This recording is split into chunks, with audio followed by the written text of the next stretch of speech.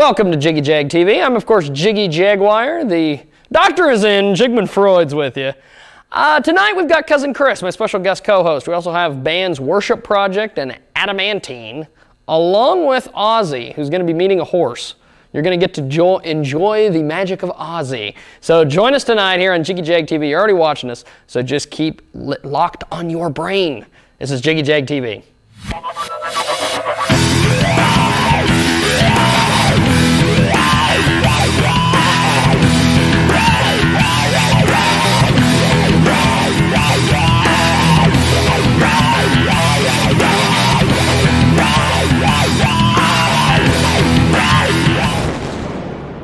We're back here on Jiggy Jag TV. Right now we're going to roll it to a band called Wurship Project. Their website is wurship.com. So check them out here on Jiggy Jag TV.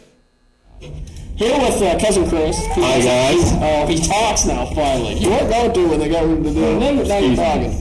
Well, with Wurship Project, you guys give us an introduction and brief background and all that jazz. Sure. Well, my name's Jeremy Neely. This is my wife, Casey Neely. She can speak. Just Well, she's a sing letter. I sure hope she speaks. Yeah. It's going to be bad. That's the better half of the group. We're from Adamantine, Kansas, and we go all over the place playing Christian rock. Yeah. How'd you guys get involved with doing music? Well, I've always had a desire to play music my whole life, and so it just kind of naturally went that way, you know. It wasn't until we came back to a relationship with the Lord that we decided to do Christian rock. Believe it or not, I used to want to be the next George Strait, you know, painted on jeans and stuff, but it's a long time ago in a different galaxy. Yeah. Have you guys put out any music or anything? Yeah, we've got a CD, and you can actually listen to it on our website, which is wurship.com. Cool. And the title of our main CD, our debut CD, is You've Called Us Out. Yeah. And it's available to purchase through our website or on iTunes or wherever you would like to download digital downloads. How did you arrive at that name for the CD? That sounds interesting. Well, there's actually a song on there titled You've Called Us Out. Yeah. But it really goes into part of our mission as Wurship Project in that you know, God has really called us out to do more in life than just to, you know, be a bunch of religious zealots that hammer on people for not following certain codes of conduct. Yeah. You know, He's called us out to a life of mercy and compassion to others, and, you know, to love one another as the Lord loves ourselves. The Lord loves us, you know.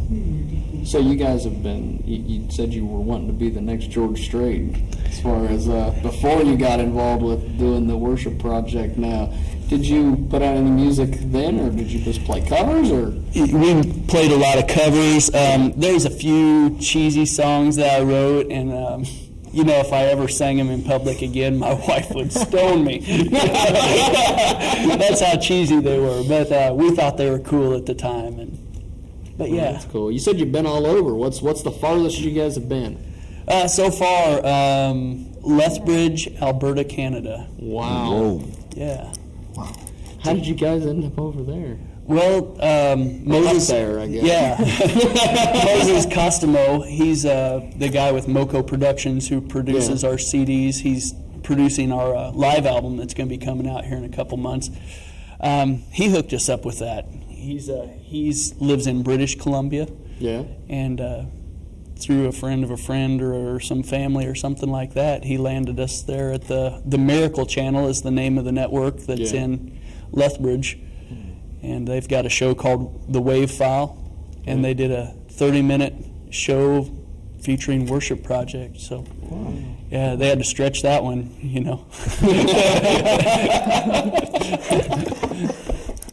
So, as far as like when people go to your website, what are they gonna find there besides your music? Well, we've got our homepage just has little blurbs here and there. Yeah. Sometimes we'll update that to point people in different directions. We've got a journal, also known as a blog, and we really don't blog a whole lot, but we try to keep updates going on the journal. you can find a store where you can buy all your Wurship Project merchandise, you know. Wow. And we've got forums. We've got a place where you can sign up for our email list, contact us page, all that kind of stuff. Well, you guys do all your own booking, or? Yes, we do. You're actually going to talk to our manager slash booking agent. I believe he's here. Yes. He's in the house. Yeah. Is in the house. The infamous infamous Jesse Smith. So basically, I noticed you guys have I think it's a MySpace account. Did you guys just jump on it like everybody else did, or were you one of the people at the very beginning that was like, hey, this could take off, we need to get a... Well, you know, the funny thing about that is that by day, I am a network administrator for a company here in Salina, and I devoted my time to blocking MySpace access. And so it was one of those things where I finally had to bend and say, you know what, there's a lot of people, and this is a great tool to reach out to people and to be out there. So that's when we finally got on there. I think it was about a year ago. Yeah, well, that's cool. Well, you guys do Christian music. What do you think of the current Christian scene as far as, is it kind of plateaued, or? Well, really, I think in some ways it has, like almost any movement that goes through musically. I mean, just like country. I mean, it really came on with Garth Brooks in the early 90s. I mean, it exploded, and then all of a sudden it's plateaued. I think with all forms of music, the internet is really revolutionizing things. Oh, yeah. You had made mention of your radio show. Oh, yeah. Independent artists. Internet, I'm going to be doing this, and that's about it. Right. Independent artists are really coming on the scene right now. It's really good to be independent at this time. And so, you know, that's kind of the direction. People are wanting something real, something that they can take that's got meaning to it. You know, with record labels, the first thing they do is after their A&R guy finds you is they tell you, oh yeah, you need to wear glasses. I don't care that you can't see. Your eyes are too far apart. Your glasses make your head look more narrow, and they make an image to sell, to shove down your throat, and people are starting to catch on to that, and they're really tired of it. Yeah. Well, as far as you guys do, I'm sure with Christian music and doing touring and everything, you've played with all sorts of styles of music and everything. Oh yeah. Explain to me, what is the deal with this Christian heavy metal I keep hearing about? Oh yeah. Because basic, if you go and you look at heavy metal music, there are satanic images, all this stuff, and then you've got Christian heavy metal. And have you guys had any experience with that? Met any of these bands? Yeah. I mean, they're really cool guys. I mean, you know, I was a big fan, and still to some degree still am a big fan of acts like Korn and some of those guys. I mean, they're great musicians, but I mean, they've been hurt in life, like a lot of us, you know. I mean, people have stomped on them, kicked them, and abused them or something, and you can just feel the angst and the anger in their music. And so with the Christian scene, it's not necessarily that you're getting some "how great thou art" message, but you're getting a good spirit, so to speak, coming out of the music, and it's really cool. I dig it. I mean, it's just because I couldn't understand the lyrics listening to Korn, but I was angry when I was listening to it. It's just that energy that's coming out of it, and Christian music's just giving you an alternative, you know, to that. Oh, that's cool. Well, there's your T-shirt. Give us a little information on how you guys are connected to those guys. Yeah, Indie Heaven. I mean, that's like I said, the independent movement is huge right now, you know. And this is just a place where independent artists can come, and they kind of, you know, categorize you by, like, we're more acoustic and rock. Oh, yeah. And kind of mixed together. So we would be found in those categories, and then they categorize you by state and stuff like that. And so it's a cool place, and they showcase some of your music. You basically have your own little personal web space there. You know, that's cool. Oh, that's cool. Yeah, and they have a forum to where we can all connect, and you know, some independent musician in Mississippi can say, "Hey, this has worked for me," and da da da da da, and you know, you can bounce ideas off each other. It's bringing independent artists together in a community to really share ideas and try to further each other's ministry and music. Oh, that's cool. Well, as far as touring and everything, you guys ain't got anything planned, or? Well, this year, really one of our major goals is to really saturate Kansas. Yeah. You know, we were really blessed right out of the gates. I mean, Lethbridge, Alberta, Canada, to do a TV show, Tempe, Arizona, going out to Indiana and all these other places, but then, you know, everybody here at home's like, oh, really? You have a Christian rock group? Oh, you're on TV, you know? Whoa, you know? And nobody around here knows that we're doing anything, but, you know, like last year we went down and played this huge festival in Austin, Texas, and you know, nobody knows. So this year we're trying to, you know, build up a little fan base, or a friend base, we would like to call it, here in the home state. Oh, that's cool. Well, Chris, you got anything? I got I'm out of questions. Okay. I was waiting for you to be the co-host. I will try one. What's the craziest thing you ever seen in a concert? You're singing and you see something and then you just stop and like, what the heck's going on there? What's the craziest thing you ever seen in a concert? Well, you know, it's not really crazy, so to speak, but it was right here in Salina, Kansas. One of the few things that we get to do here in Salina, Kansas. Good job, Salina. Yeah, we were at South High School in their auditorium, and they have an orchestra pit. And so there's like this huge distance between us, and you know, those first songs were just dry. You know, it's just like, because it's like the audience is 2 miles away from us. And I just said, you know what, we're going to create something new here. We're going to call it the Wurship Pit, and it's right down here in front. And I just had to mention it, and these kids just flocked down there, and they were jumping and moshing to worship music. And I'm like, you all are nuts. They just went nuts. You know? It was funny. It was really funny. But they were passionate about it. They were passionate about the music, and it was cool. Wow. We have had some other interesting things happen to us. Oh, no, she speaks. I do speak. This is great. And I've got two stories. One was while we were in Steamboat Springs, Colorado, and we were warming up for a concert. And our drummer was playing the djembe, and his hand went right through it. Oh. So here, I mean, we're on tour, and we have no other, that's the only percussion that we brought along with us. So we borrowed some on the road along the way. And then just about a month ago or so, 3 weeks ago, I'm not sure how long it's been, we were doing a concert in Hutchinson, and we're in the middle of a song. This wasn't just warm-up, this was actual concert. And one of his strings breaks, and that's the only acoustic guitar we have. So somebody ran and got us some strings at Hastings. We kind of had to stop in the concert, and but we did go on. Got a string and went on. And just people. Yeah, jokes. Once did some interpretive dance. I knew it. Dance is always awesome.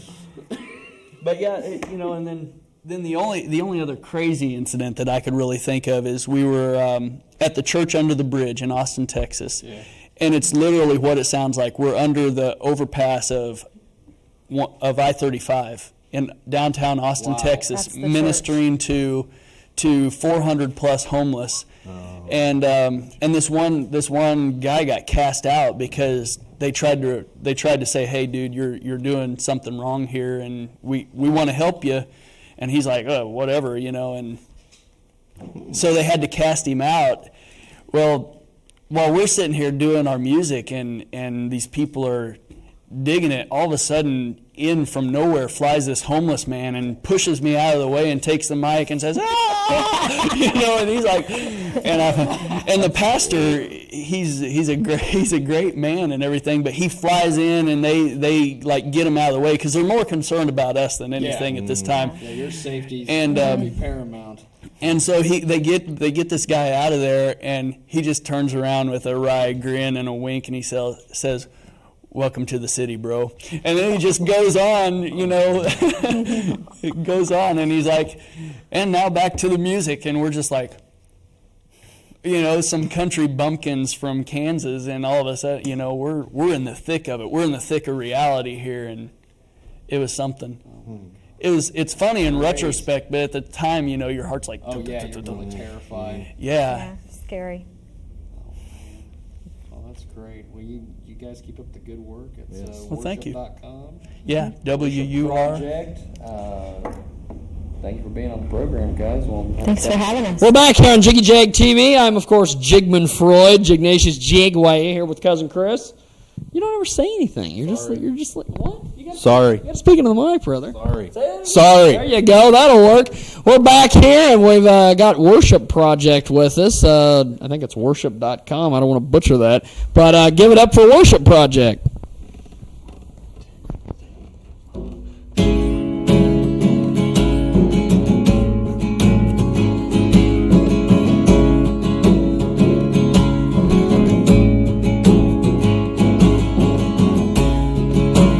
Bloodstained hands stretched across the cloudless sky, can't comprehend why you'd come to live and die. Sacrifice, you bled and died with me, give me life. Sacrifice, you paid the price to rescue me from my demise.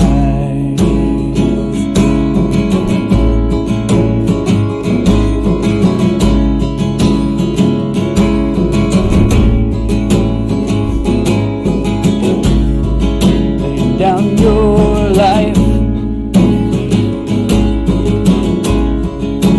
spotless lamb who took my place. Veil was torn so we could finally see your face. Sacrifice, you bled and died with me, give me life. Sacrifice, you paid the price to rescue me, to rescue me. Sacrifice, you bled and died to be with me, to give me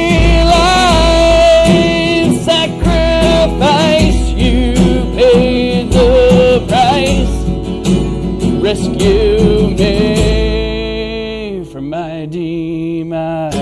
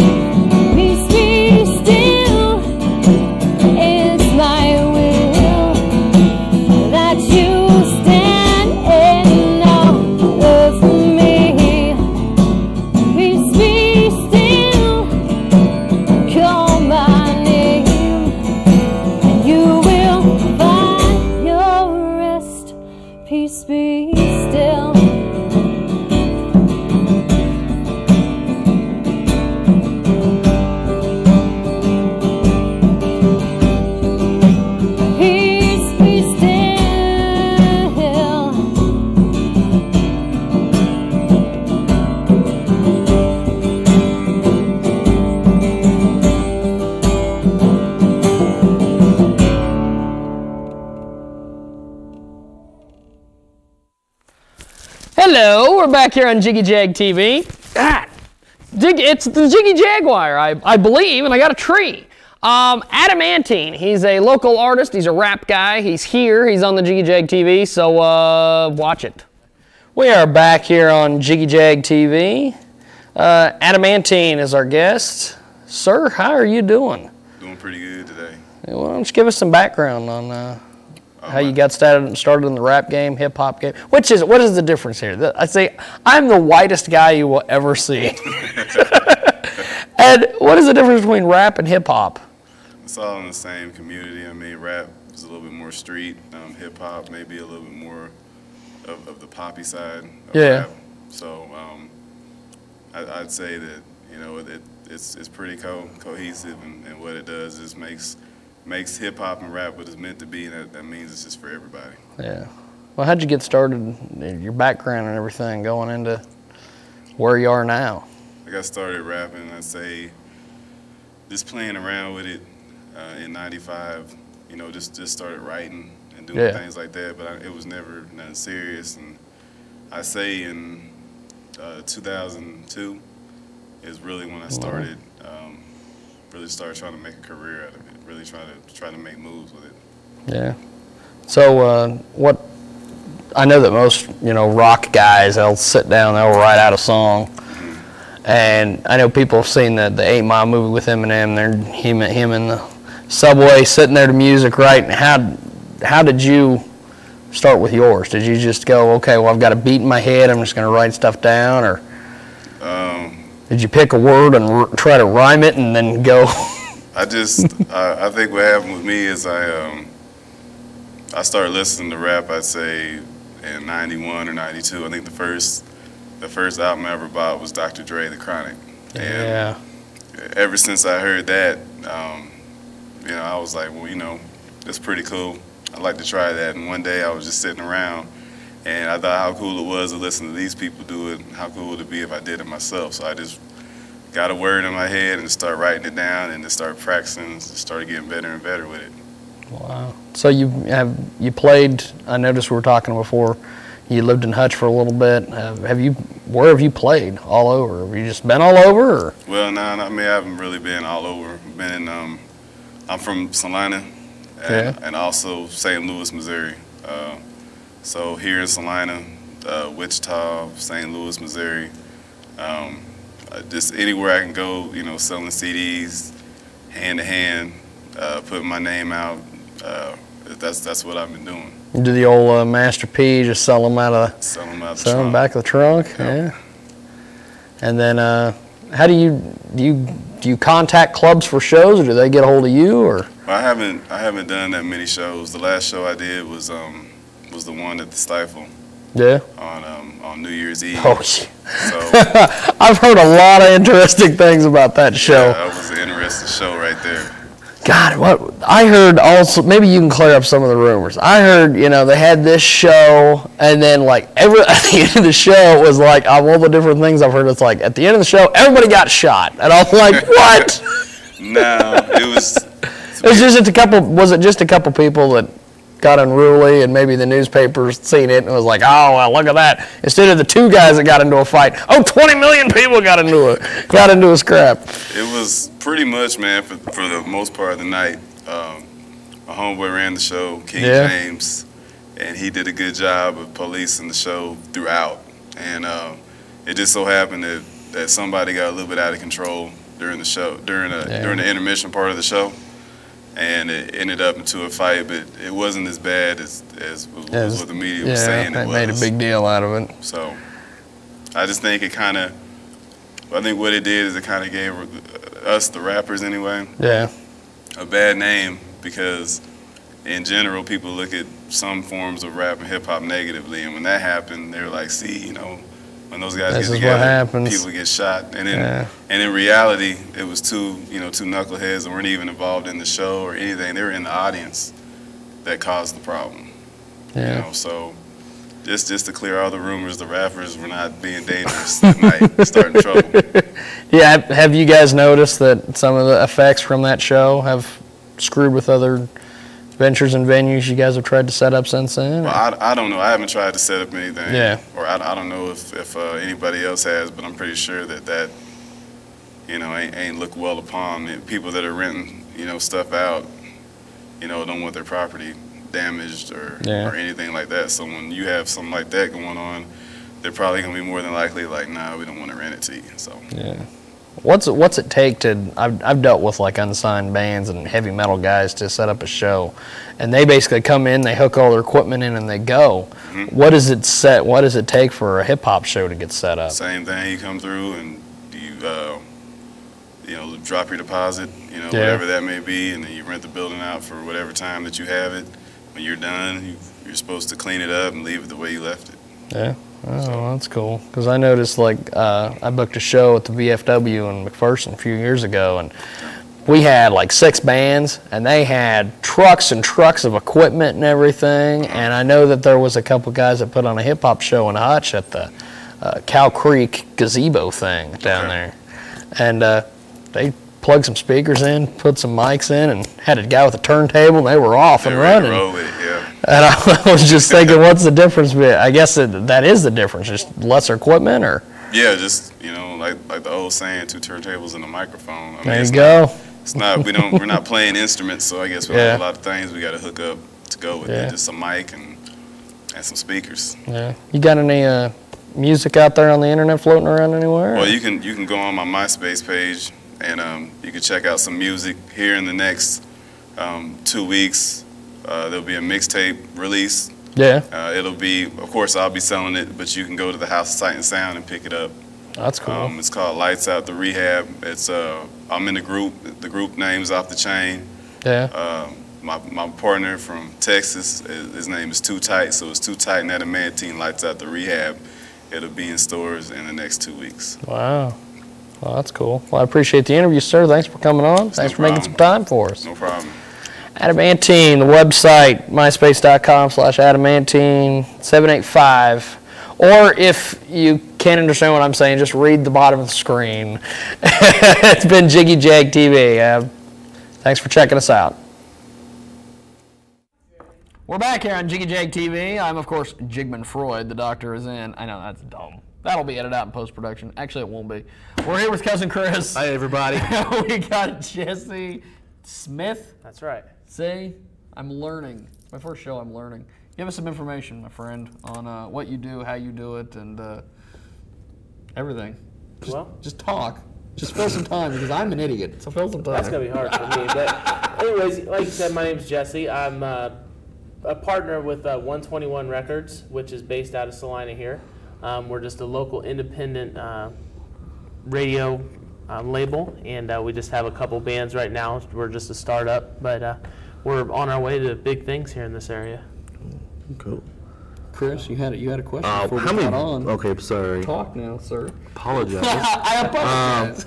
How many bands do you have contracted with your label? Right now, we just have 2. Like I said, we're a startup. We're just getting going, but we're looking for new talent all the time. Sweet. So okay.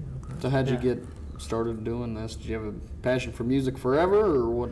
Actually, the guy that's going to be on later, Jeremy, he's the one that kind of fueled all this. Yeah. He has a huge passion for music. When I met the guy about 10 years ago, he wanted to be a country music star. And, you know, at that time I was like, no, I'm not even going to be friends with him. But then now we're brother-in-laws, and, you know, we're in business together doing this music thing. And so it's really, the passion has come from that. I've been more on the listening end of music rather than anything else. But, yeah, that's kind of where it comes from. So what's all involved when you book a band for a building or a venue? Or?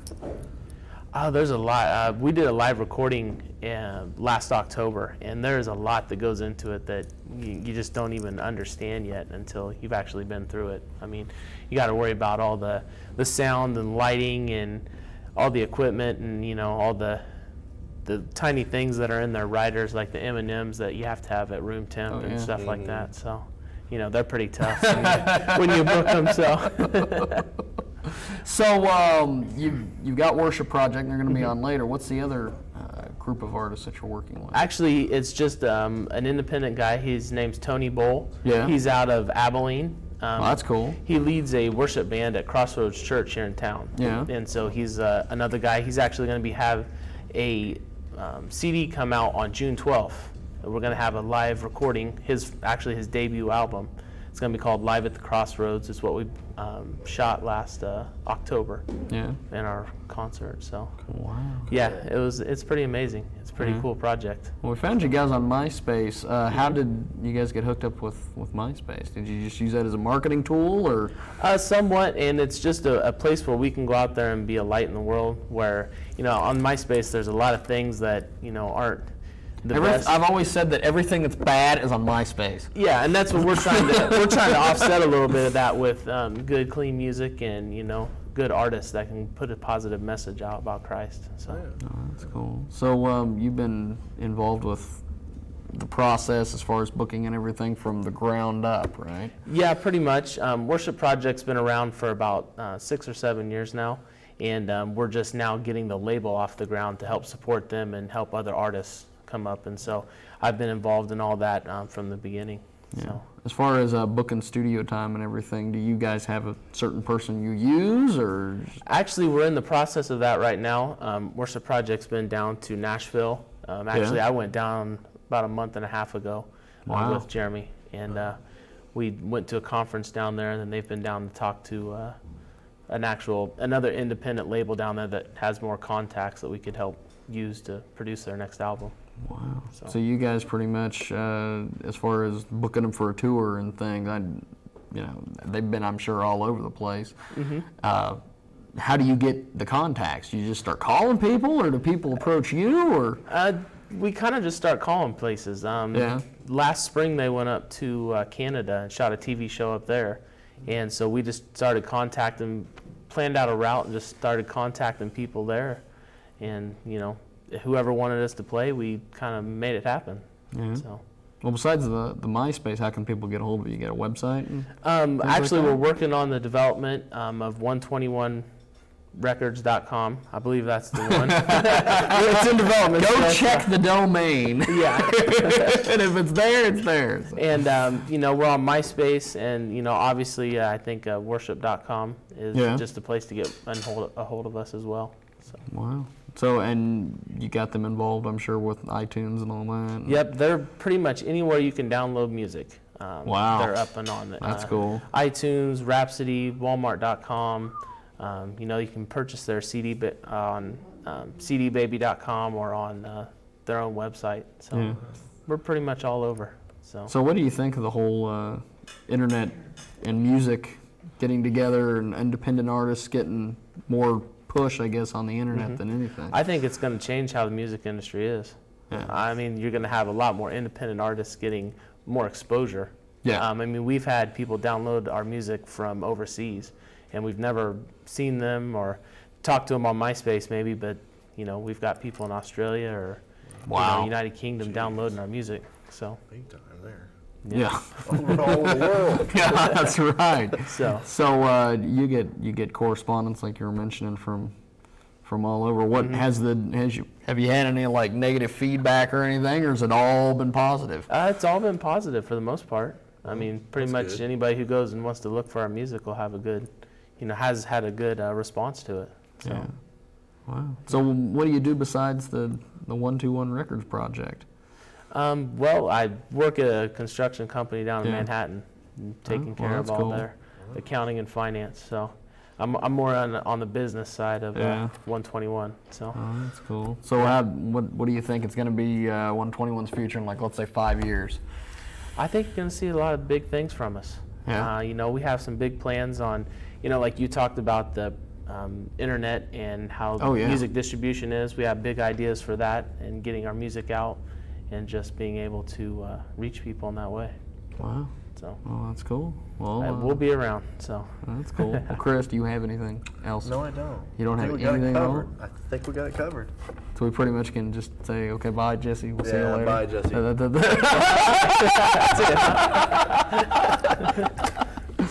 Well, keep us updated on everything. Absolutely. We'd love to have you guys back, and we'd definitely love to talk to the other artists. That'd be great. Oh, well, look, Coffee Man's joined us. Hey, how you doing? Pretty good. Nice to meet you. That's Jesse Smith. That's Coffee Man. Coffee man. Chris doesn't like coffee. Well, Jesse, thanks for being on the broadcast. I appreciate it. Thank you. Coffee Man, thanks for Thank you making very your much. appearance.